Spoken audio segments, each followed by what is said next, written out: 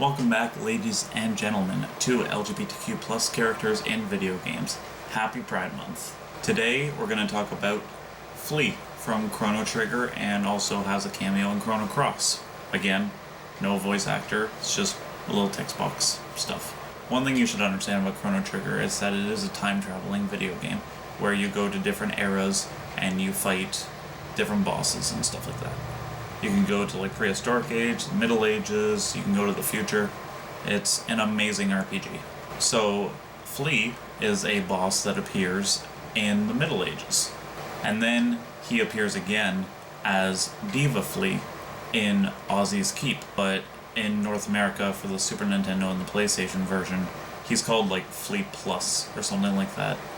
And I guess that was some sort of localization issue. He is a magician of renowned strength. Now, I said that he made a cameo in Chrono Cross, but if you have a New Game Plus, you can actually fight Flea as a secret boss alongside Slash and Ozzy. Another thing is that in both of the games, Flea can be charmed, and then you can steal an item from him, and it's called Flea's bustier, which is clearly a feminine garment. Again though, in North America, on the Super Nintendo and the PlayStation version, it's actually called Flea's vest. There's a quote by Flea that goes, "Male, female, what's the difference? Power is beautiful, and I've got the power." Another thing is that Flea ends all of his sentences with "Yone" in the Japanese version, and it's intended to make sure that all of his sentences are cutesy.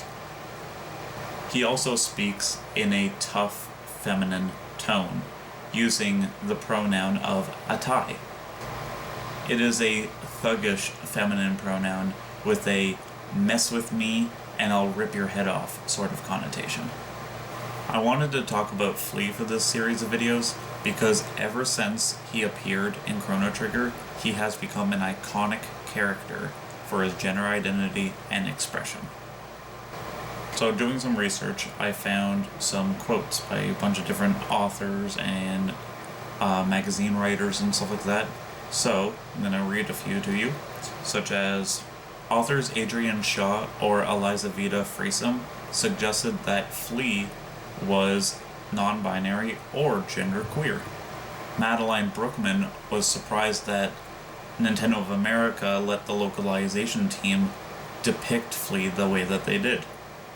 Transgender game designer Paige regarded Flea as problematic, despite thinking that the line I said earlier about power is beautiful and I have the power was very inspirational.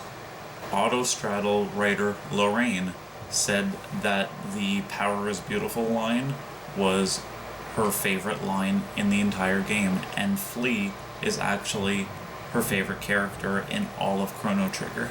She expressed disappointment that Flea was a villain, but she also praised the game for not making fun of or making a joke out of Flea's ambiguous gender.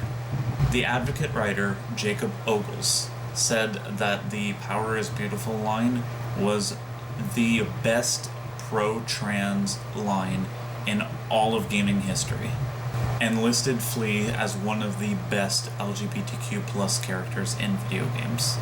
Anyway, as always, you can leave a comment down below of what your favorite LGBTQ plus characters are in video games. I hope you all have an amazing day or night, whenever you're watching. Take care, happy Pride Month, and remember to stay hydrated.